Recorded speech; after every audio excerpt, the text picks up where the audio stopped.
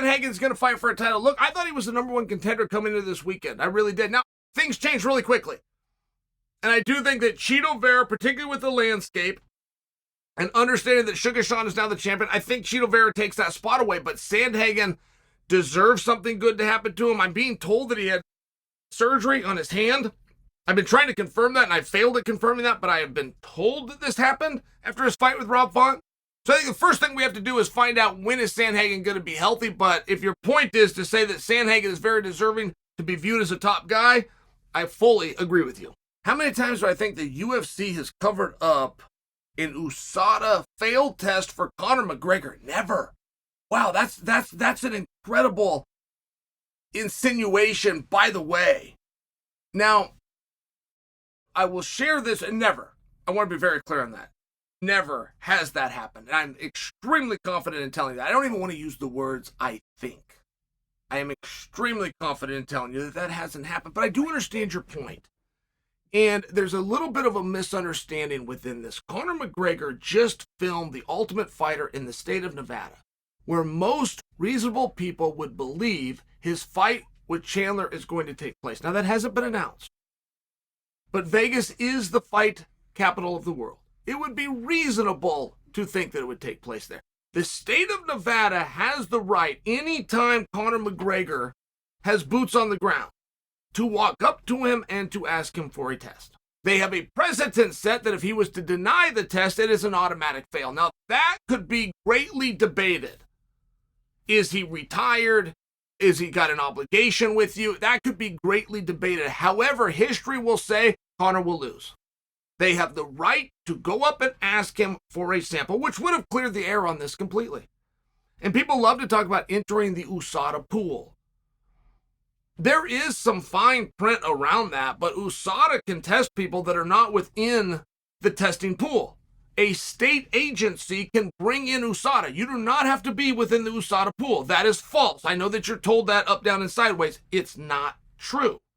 The state of Nevada had the right to go up and ask Conor for a test anytime they wanted. They also had the right to bring in USADA as their surrogate to be the one that did that sample. They didn't do it. And when Conor was there showing himself regularly, more than aware of this rule, that should have started Conor's clock. So I don't agree that there was any cover-up test. In fact, I'm on the other side of it, which is the fact that he was there, he was willing, who knew the law, he would have given the sample, and they never came and collected it. I think that Conor's clock has not only started, I believe that that is a pass. Do I think Suga Sean's next fight is against Merab for his jacket? What I think is, that's awesome. That's very funny by you. Here's the problem, right? I mean, if I'm to attack this head on as though you're not being humorous, if I'm attacking this head on, here's the problem. Sean already got the coat back. And that was a big deal because don't forget, Sean wasn't wearing a t-shirt underneath, right? Like that coat was his cover. So if Merab would have hijacked the coat and not given it back, Sean would have to go back to the hotel bare-chested, and that would have been a little bit embarrassing. But just to answer your question, Sean did get it back, and he was by himself. Sean had to go into that ring against an entire team, one of them which stole his jacket. He had to go get the jacket back, and he had to do it alone. Oh, by the way, he did. Who is the next UFC welterweight champion? 2 words, double C, Colby Covington. I really do think that, and Leon is as good of a fighter as a fighter can be. I don't think that we knew that, and I will fully admit for you that I knew he was special and I knew that he was unique. But there is some intangibles that Kamaru Usman had that you probably weren't going to match. Kamaru Usman is deceptively strong, just for example. There's no fat on the bone, right? You've seen him with his shirt off. You've seen all those muscles, but I'm just sharing with you, those muscles are very dense. He's also very fast. And Kamaru Usman, above both of those things, can weaponize pace. He had fought in Leon twice going into this third fight, and he had outconditioned him, which means he out-toughed him. When you talk about heart, when you talk about these things, you don't really know what that means. I'll just tell you what it means. It means conditioning. That's it. Fighter can keep getting up and he can keep going forward. He was like Rocky because he's so tough. No, he's not. He's in better shape. That's all you're talking about is conditioning. And Kamaru has it.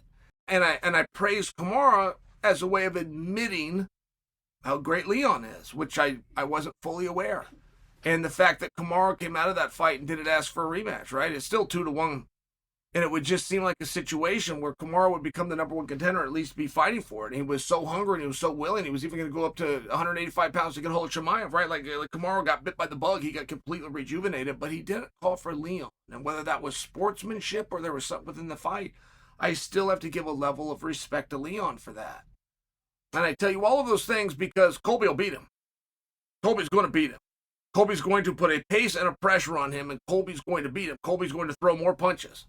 And Leon might throw a harder punch, but there's going to be more from Colby. There's going to be more kicks. There's going to be more takedowns. There's going to be more grappling. There's going to be more rounds. There's going to be more effort. There's more pressure. There's more media. There's more statements. There's more tweets and more Instagrams if you're really keeping track of numbers. Colby Covington is going to be your next welterweight champion. Do I believe that Belal Muhammad is still the number one contender to face the winner of Leon and Colby, or is a name like Rakhmonov coming in to steal that position? Yes, I do believe it's Belal. Now, if you're asking me, and I have the power of the wand, which is one interpretation to your question, if you're asking me to be the decision maker, yes, hard stop. It is Belal, hard stop. Now, when you come to a circumstance of, do I think that the organization believes that? The last thing that they've said is that Belal, when he did the last minute, right, it was a real short notice, and there was even kind of an argument with the weight, and I'm talking about his fight with Gilbert Burns. They ended up getting it all worked out, but they had to sweeten the pot a little bit. And to my understanding, the way that Dana and Hunter sweetened the pot was to say, if you win here, you will fight for the title next. I believe that that deal was made. Now, I can get you real close to telling you that that information is out there. I can get you real close. I can't tell you that it's been verified. I can only tell you it's been said and it hasn't been denied, which generally is one and the same, but I would like you to know, in full disclosure, I'm adding a little bit of my opinion to that answer.